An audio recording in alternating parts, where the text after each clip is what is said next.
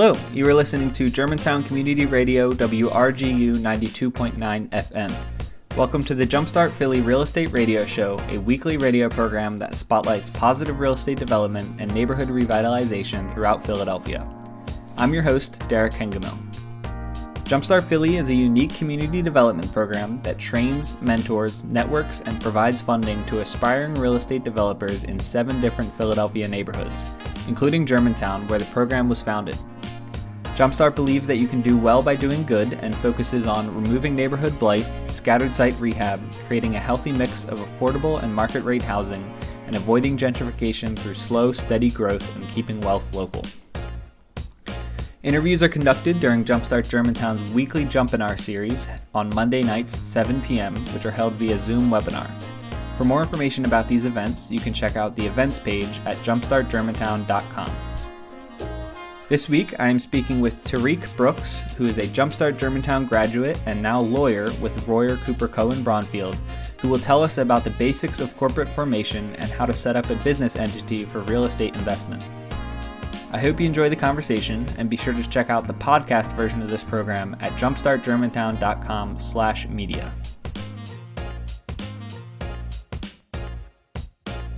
Tarik Brooks is a corporate and business lawyer at the law firm of Royer Cooper Cohen Braunfield, LLC, where he specializes in finance and lending transactions, commercial and business transactions, and general business counseling. He is a Philadelphia native and a graduate of Rutgers School of Law and Cheney University. He is also a graduate of the Jumpstart Germantown program with the winter 2019 class and invests in real estate. So he got to finish the program while I was in person, unlike our many recent graduates have been virtual, but I'll let him introduce himself here, and thanks for joining us tonight, Tarik, sorry. Hey, Derek, and hi, everyone out there. Thanks for having me. As Derek said, my name is Tarik Brooks. I was in your shoes, not too long ago, going through the Jumpstart program, being a person who successfully completed the program. And I also have my hand in real estate as well, and have been able to leverage that knowledge. Just to give you some background about me, as Philadelphia born and bred, that's why I have a passion for Philadelphia and its development and growth. My real estate career, I guess you can call it, is still relatively young. I bought my first I currently own 2 multifamily properties, 2 duplexes, one of which I'm an owner-occupier of. That was how I got started. I actually bought a property turnkey. And my second duplex is one that I'm actually renovating now. So getting my first taste of development in that regard. And just to tell you a quick story about that and the importance of doing due diligence too, I actually managed to get a pretty good, relatively speaking, a good deal on this property, because while it appeared to only allow a single family use on its face when I did the diligence through Atlas, upon having access to the actual zoning file and talking with L&I was actually able to get it approved. The historical use as a multifamily approved. And that was how I was able to use it as a duplex and renovate the property as such. And it's one of those situations where, hey, you walk into something, you're always curious about the valid zoning and valid use of it and conformance with it. And since that was set up as a multifamily without the recorded variance, but this historical approved use from like 1945, and it hadn't been disrupted in any way, I was able to continue with that 2-family use and just renovate the property as it was. So that was a really good find, I think, for me, because that's typically my strategy. I also passively invested in a few flips and other projects in West Philadelphia primarily, which is where I grew up at. And that is where I invested with a developer who was looking to raise money, but in addition to that was also willing to educate those that were interested in learning the development process. So kind of put my money to use, didn't pay a tuition in a sense because I got my money back plus a return, but really used that experience to learn a lot about the development process on a step-by-step basis. This person was a general contractor, so they were able to really break down a lot of the nuts and bolts and the problems to look out for as you're actually renovating a property, which was key. And just to get in a little bit, I'm also involved in financing real estate projects. I represent lenders and borrowers who regularly make loans and receive loans to rehab mixed use properties, typically ground floor retail with like apartments or other residences above. Also just commercial properties, and representing owners who are, tenants that are looking to purchase their property so that they can become owners / landlords and build equity in their businesses. So touching real estate and corporate and finance law in a number of ways, which gives me a broad breadth of experience to be able to like evaluate and analyze problems from multiple aspects and facets. And on the real estate projects that I typically represent borrowers and lenders for, the sweet spot for my loans tend to be between $1 million and $30 million. And I have experience structuring loans that include private and public sources of funds through my experience as Assistant General Counsel at the Philadelphia Industrial Development Corporation, PIDC. So a lot of experience rolled into these few years in a different perspectives and aspects. Yeah, that's great, Tarik. And it's so cool to hear you or be speaking with you as a training program graduate. Because, I went through my first 2 training programs, on the administrative side of things. And it's so cool to hear someone putting it to work and really, employing the skills that they learned. And now you're here, student becomes a teacher. And it's, right. Yeah. Absolutely. Sure. Yeah. So that's awesome to hear about your past projects and the little story you told about the deal you got where you could turn it into a multifamily home, but it was, on the face value, you thought it was single family. We covered it, multi-unit conversions in a Jumpinar about, I think, 3 weeks ago. So it's just further proof that what we're telling here is what happens on the streets. So thanks for sharing that, Tarik. That was great. So next, first, to start off, I want to jump into your topic, which is going to be, corporate formation, how to get your business entity set up before investing. And as an attorney, I'm sure you have a lot to share with us and dive into it. So the first thing I just want to ask is, why is it important and what is the significance of setting up a legal entity and why is it considered like the first step of investing? So you set up a legal entity as the first step of investing because by investing, you're inheriting risk. That risk is isolated to a legal entity when you form that entity and you are the owner of that entity, versus that risk being borne completely by you as an individual or a person. So in the event that there's a claim brought against you for the work that you're doing, or someone slips and falls at one of your properties or is damaged or is injured by what they consider a dangerous condition at the property, without having a legal entity to shield your personal assets from exposure, you will be subject to seizure, forfeiture, could be garnishment of wages and income, just a lot of different avenues where a judgment seeker can come after your assets personally to recover the outstanding amount of any judgment. Mm-hmm. So by creating this legal entity, you shield yourself from personal liability and you limit your legal liability to the assets, income, etc., that is contained within that entity that you choose to form. And we'll get into the different forms of legal entities that you have options of creating later. But when you are thinking about creating a legal entity, there are typically about 3 or 4 things that you'll look to do when you create that entity. First, you'll file the actual formation documents with the Secretary of State or Department of State for the jurisdiction that you plan on forming forming that legal entity in, as you typically want to form an entity in the location of the project. So for all us working in Philadelphia, it would be in Pennsylvania.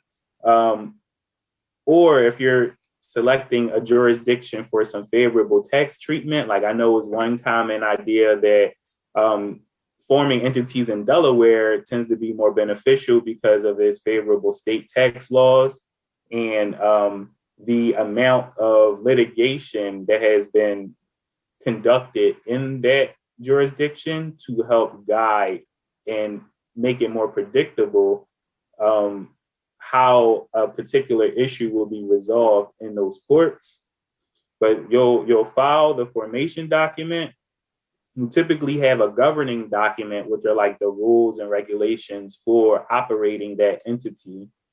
Then you'll have an EIN number, which is the number that you report for federal tax purposes, kind of like your business's social security number in a sense. And then you'll file for any necessary local licenses, for example, like a commercial activity license or a BRT number in Philadelphia. Those are the primary components of forming a legal entity. And even though it sounds like it's a lot, when you actually go through and do it, it's not as arduous as it sounds.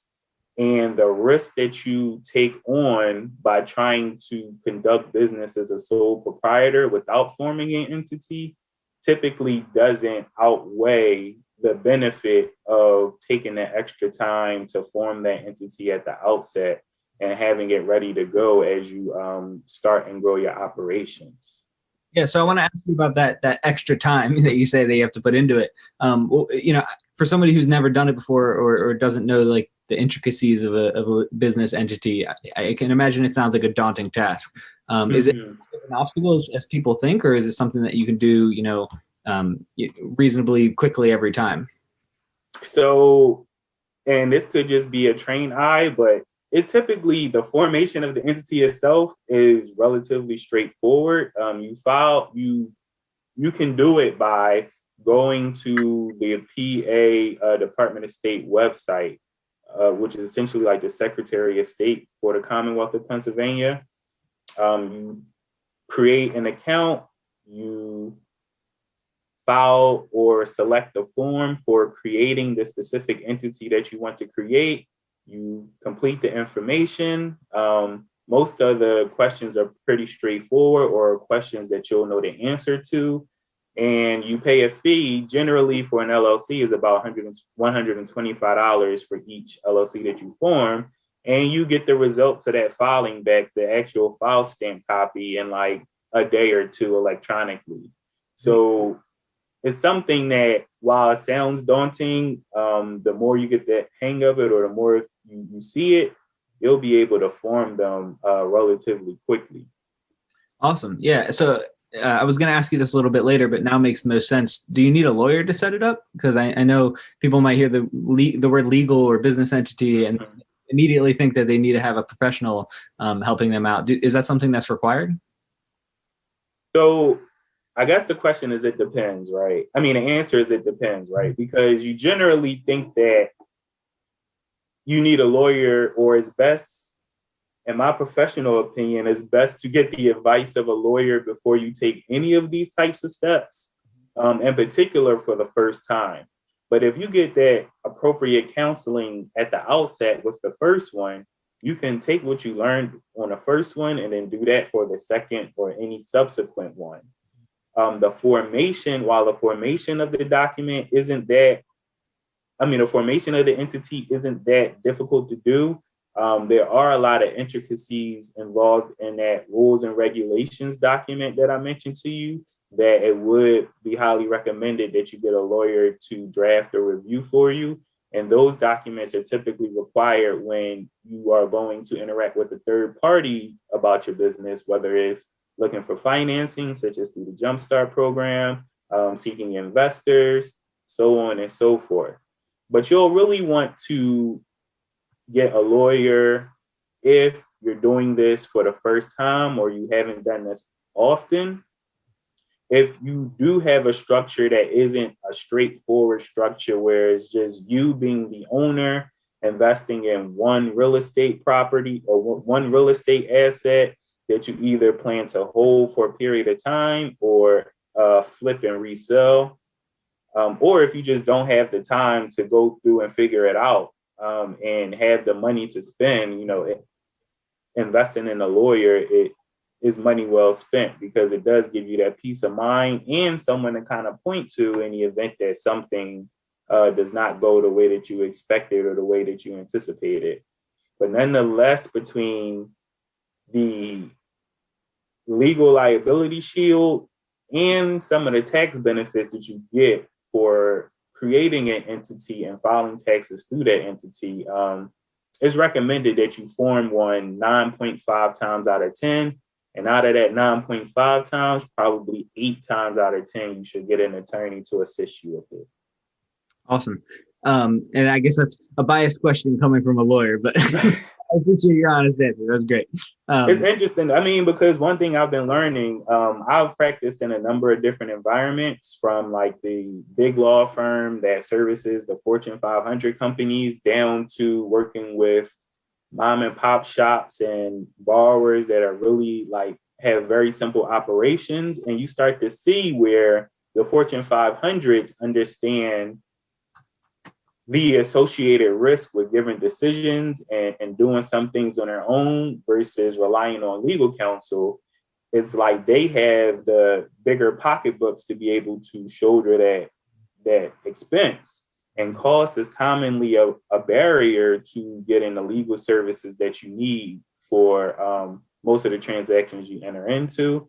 So as a part of kind of like my, I guess, mission-driven approach to practice, I do really try to convey the risk as simply as possible, because people tend to be making like pretty big decisions about how they're investing their money, and don't necessarily have a ton of it to, I guess, throw around and try different things. So chances are, if I'm recommending you get a lawyer to do something, it's very likely that it's required, or it will be very beneficial to do so. Because if it's something that I think you could do yourself without any real true legal liability, I might just tell you to go ahead and give it a shot.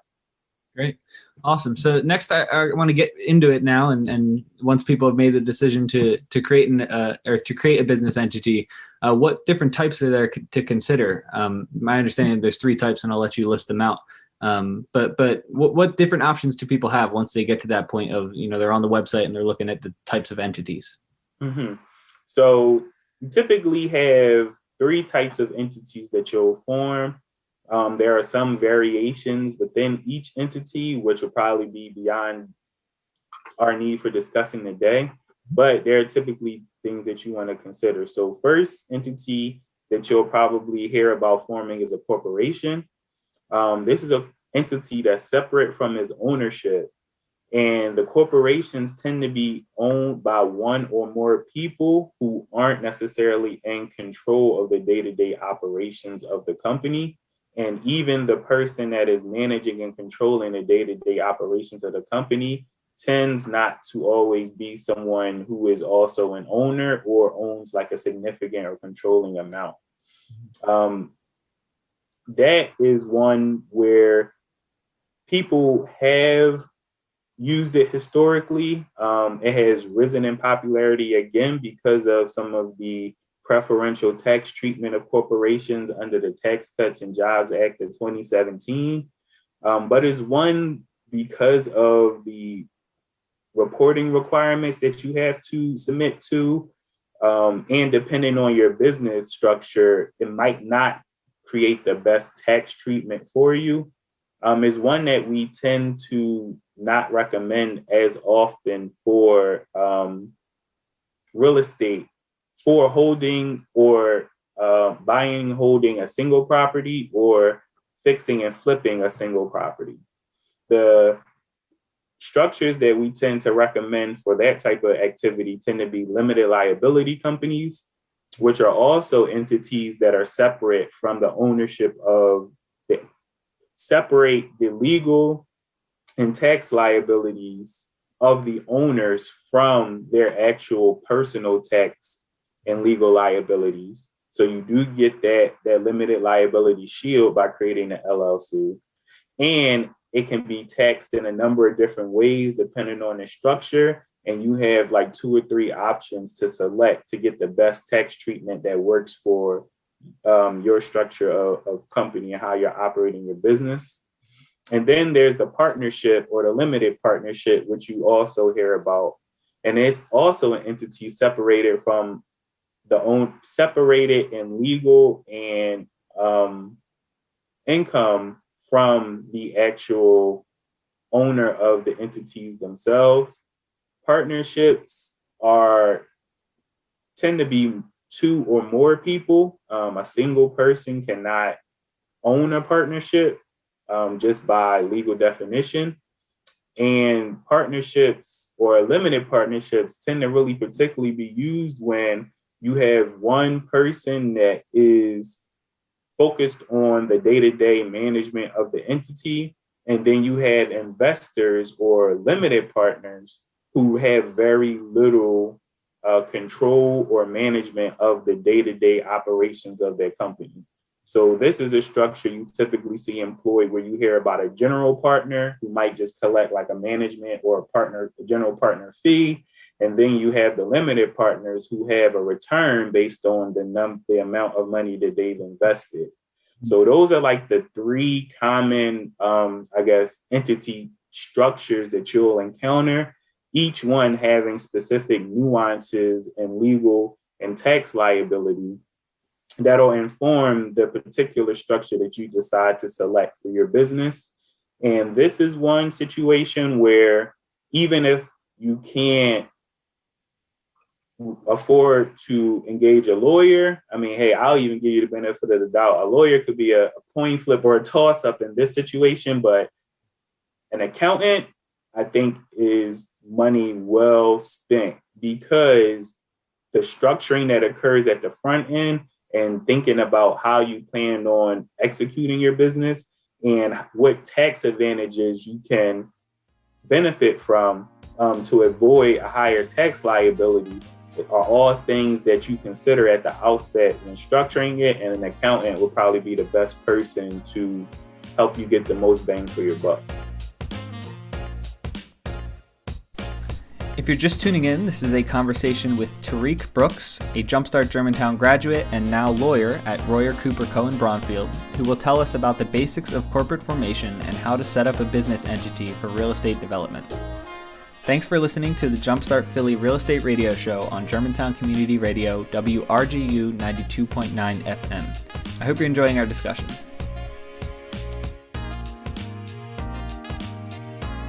Great. So I want to dive into the second 2 that you mentioned there, a limited liability company and a limited partnership. But before we get to that, there's one that, I've heard around and you didn't mention right now. So I'm interested to hear your thoughts on it, which is a sole proprietorship. And that's, like when somebody just, or you can explain it. What would a sole proprietorship be? And is that something that's relevant at all in this discussion? Yeah, I mean, so sole proprietors technically aren't legal entities that are recognized as separate legal persons in the eyes of the law. So when you're operating as a sole proprietor, you're an individual whose business activity and liability isn't really separated from, whether legally or otherwise, from your personal activity or liability.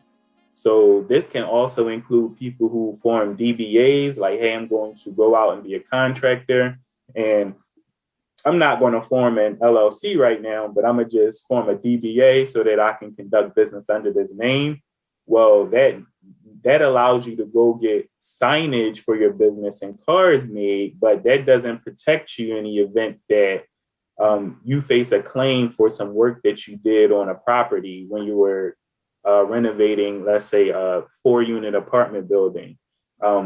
When that property owner comes to sue you as a sole proprietor, your personal assets, so your home, your car, any deposit accounts or bank accounts that you have, all of those assets are subject to recovery by that judgment assertor in the event that one is asserted. So by creating or operating as a sole proprietor, you are exposing yourself to the most legal liability personally, and you aren't not taking advantage of some of the beneficial tax treatment or tax advantages that are given to those entities that we described before. So, I mean, I tend not to recommend that people operate as sole proprietors unless you are conducting business in such a minor or irregular way that is difficult for you to really justify the investment in creating a separate legal entity to conduct your business, or if you are going to be conducting it for a short term or short time period, you may be able to get away with a sole proprietorship, but generally I would recommend you form some type of legal entity. Okay, great. So let's talk about the first one. This is probably the most common one that I feel people are discussing, which is a limited liability company. And maybe we can start with what are the liability? It's in the name, but we can start with the legal liability benefits as opposed to being a sole proprietor or a limited partnership. So what specifically about a limited liability company provides, I feel like I'm repeating myself, legal liability? Yeah, so I mean, as you said, Derek, most business owners will form LLCs to conduct their business. It's one of the simplest entities to form. It tends to allow you the most flexibility with its operations. It's generally a good one to form, and you don't have the same like reporting requirements or other obligations as some of the other entities. They're primarily instruments of state law, which is why you file them with the Department of State, for example, in Philadelphia to be recognized by that particular, or Pennsylvania to be recognized by that particular governing body. And you usually would do that in the location that the property is based or where you would see yourself operating the most from. LLCs are great because they still offer you the shield of your personal assets from seizure, judgment, or forfeiture because of lawsuits against the limited liability company.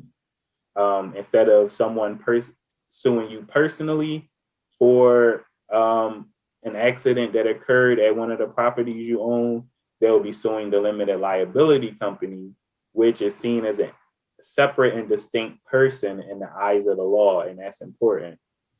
PA LLCs are governed by the PA Limited Liability Company Act, and that includes your standard rules to help you determine how you'll run your company. Those rules can be overridden or drafted out of the operation of your company through the creation of an operating agreement, which is one of those rules and regulation documents that I mentioned before that only applies to a limited liability company, but could be worth investing the money and getting an attorney to actually help draft, decipher for you. Those also tend to be single member or multiple member LLCs, where the legal liability could also be shared amongst the assets of more than one person. So if you are starting this business with a partner, each of you invests $20,000 in a business, and then a judgment arises, you would be subject to your $10,000 that you invested, and your partner would be $10,000 that they invested would be subject. But it would not roll through to the personal liability of either owner, which is the real important key with these types of entities. Great. So what about tax treatment benefits? That's something you mentioned earlier. And what specifically about an LLC can you find, or what in an LLC can you find tax treatment benefits? So LLCs tend to be taxed, I guess, 2 or 3 ways. As a partnership, as a disregarded entity, and in certain circumstances, which is typically best to consult with an accountant for, they can be taxed as a subchapter S corporation, or as we hear, just an S corp. Different facts and circumstances determine which type of taxation structure that you will benefit from and therefore should select. Typically, if there's more than one person, you'll be taxed as a partnership. You can also elect S corporation taxation if both are individuals. However, if one of the members is an entity, then you will not be eligible to elect taxation as an S corporation. And the real benefit of some of these tax structures are the pass-through taxation, whereas you aren't taxed on the entity level for the income you make, and as an owner for the income or revenue that's passed through to you as a result of the profitability of the company. You tend to just be taxed at the entity level, on your personal level, and not taxed at the entity level. So yeah, tax is probably one of the primary drivers for selecting an LLC. It fits so many different people's business operations and circumstances, and is a very popular and easy form to take. Great, yeah, and I hear you on that last point. I think tax benefits are probably the main driver of the entire economy as a whole. So, oh yeah, exactly. Everyone is trying to avoid taxes, and that's why some of those bigger companies invest a ton of money in figuring out how to avoid taxes. And we're not talking about evasion, which we know is illegal, but avoidance, where you're reporting your taxable income, but you're figuring out ways to run your business, whereas you're getting the proper deductions and reducing your taxable income to a level that's as low as possible. Awesome. So we're about 10 minutes out from the Q&A, so I want to move on to the next type of entity, which is a limited partnership. And how is this different than just an LLC with, multiple members? What are the nuances here? We'll start with legal liability benefits, like we did with the last one. Yeah, so LPs tend to have legal liability benefits that allow you to only be liable to the extent of your investment in the business and the business's assets. So with an LLC, I mentioned, hey, if the LLC is sued, your $10,000 and your partner's $10,000 are definitely both subject to suit, whether you made the mistake or whether your partner made the mistake. With limited partnerships, and just for the sake of simplicity, because there are some additional wrinkles that might not even make this apply, but for the sake of simplicity, in the event that your partner is sued or the general partner is sued for actions that it took, you may be liable to the extent of your investment.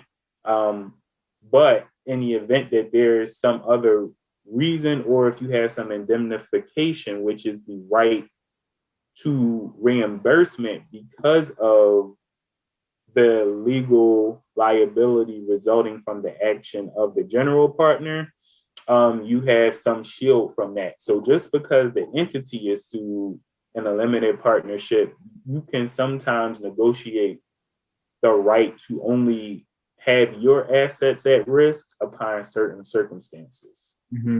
Gotcha. That makes sense. So the obvious next question is tax treatment benefits. What do limited partnerships bring that limited liabilities companies don't? So they tend to actually be taxed not fairly similarly in a sense of each individual deduction, but in a sense of having that one level of taxation as an individual, as opposed to having it be taxed at the entity level and the earnings that are passed through to you being taxed. You will typically, as a limited partnership, the profitability or loss of the partnership will be determined. Each one of you will share ratably in that loss or in proportion to the amount of limited partnership interest that you have in the entire company. And then that loss or gain will pass directly to you, be reported on a schedule on your income taxes. and then that the subsequent tax treatment will, I guess, impact your business as the Internal Revenue Code requires.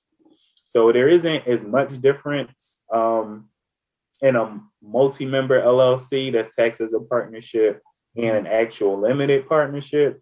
I think the real distinction for those purposes tend to be more in the legal structure, liability, and operations of those types of entities.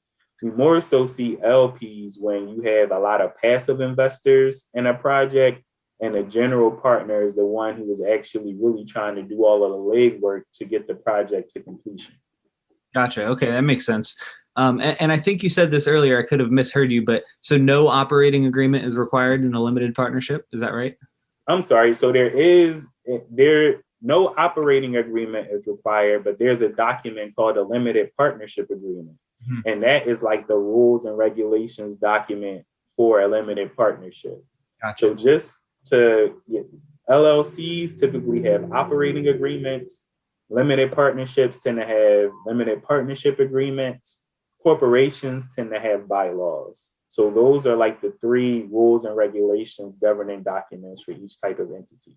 Gotcha. And we don't have to go too into it because I'm sure we could go on for hours talking about the entirety of the documentation that's required. Mm-hmm. Are there any other big ones that you can think of, on the spot that make a differentiation between the limited liability company and a limited partnership? Or are they just the same documents with different names?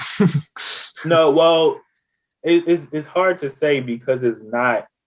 I mean, the documents themselves can look very similar, but because of that operation where there's a managing person and then a bunch of people who put their money at risk but aren't really involved in the management, limited partnership tends to work better.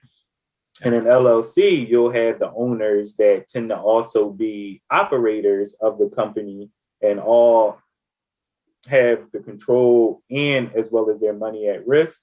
But alternatively, you could structure an LLC as a manager-managed limited liability company. And that has a very similar structure to a limited partnership. And there are different reasons why each business might select one or the other, so on and so forth. Okay, cool. So I want to move on to my last question here, and then we'll get into the Q&A, which I see has a lot of questions coming in. So thank you, everybody. But I want to take off your lawyer shoes and let's step into your real estate development shoes. I want to ask you about like strategies I want to ask you about what strategies you can provide, the callers here that maybe have only invested in one property, maybe as a sole proprietor, or they're just considering setting up an LLC, but they don't really know, which one to choose, or, it could be as trivial as how to name it or whether to make an individual property. So I wanted to just ask you, what sorts of strategies can you give people to like, how can you, outside of legal liability benefits and outside of tax benefits, what's the advantage of something like, putting 5 properties under one LLC and 5 properties under another, or creating 10 different LLCs? What strategies can you give us? Yeah, it's tough because the reason that people tend to do 10 LLCs as opposed to one is for the separation of legal liability. Each LLC is its own person in the eyes of the law. So any of its income and any of its liabilities are separated to that entity. So putting my real estate developer hat on, I'll probably, and I actually think this is a sentiment echoed in the Jumpstart program too, but you don't really want to have more than 2 or 3 properties under a single LLC for that purpose, especially if they're buy and holds. Now, it's different when you are a flipper, let's say, and you are acquiring and divesting properties, probably 2, 3, 4 times a year, depending on how well oiled your machine is. You'll probably buy those and sell those all through one.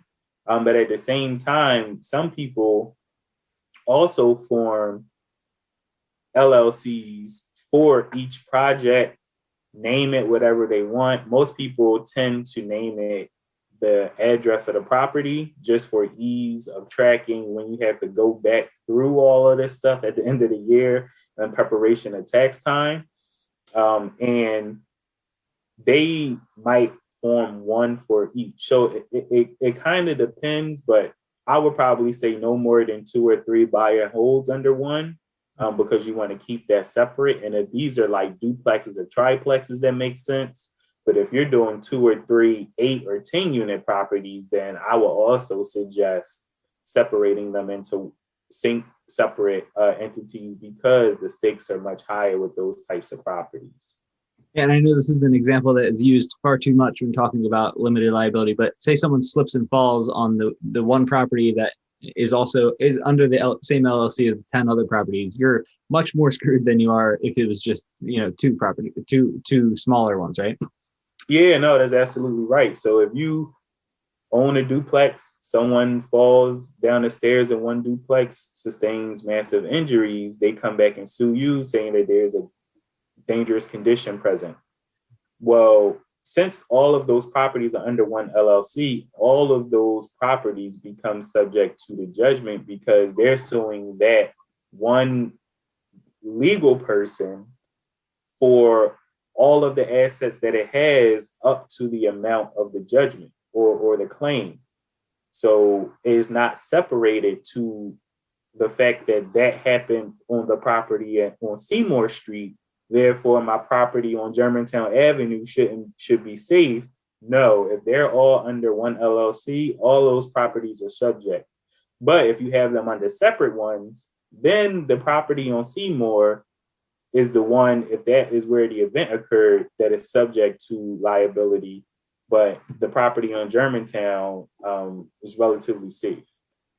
Okay, awesome. So I want to give plenty of time here for Q&A. So I think we're going to wrap up our conversation. And before I do that, Tarik, thank you so much for coming back and joining us. And it's like I said at the beginning, it's so cool to hear a former audience member of calls like now currently, telling us. So thanks so much. And I appreciate you taking the time tonight to educate our community.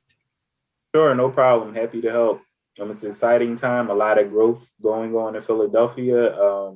I don't know if anyone has read the Philadelphia 2035 plan, but when you see the vision that the city has for Philadelphia, the city, I guess, and its various agencies and bodies have for Philadelphia in the next 10 or 15 years, we're poised for tremendous growth, and it's best to, be a part of that however you can. And this is one great way to be a part of it. Awesome. And Tarik, you're giving me the perfect plug opportunities, because we had a 2030 plan Jumpinar, I think maybe a couple months ago, and we had Ian Hagerty, who was a city planner. He came on and told us all about the plan. So I agree with you. There's a lot on the horizon, and hopefully this is part of that, educating people on how they can do it themselves and be a part of it. That concludes my conversation with Tarik Brooks, a Jumpstart Germantown graduate and now lawyer at Royer Cooper Cohen Braunfield, who told us about the basics of corporate formation and how to set up a business entity for real estate investment. Next week, I will be speaking with Patrick Grossi and Jennifer Robinson from Preservation Alliance to discuss the importance of advocating for historic renovations and how to complete a development project in a historically conscious way.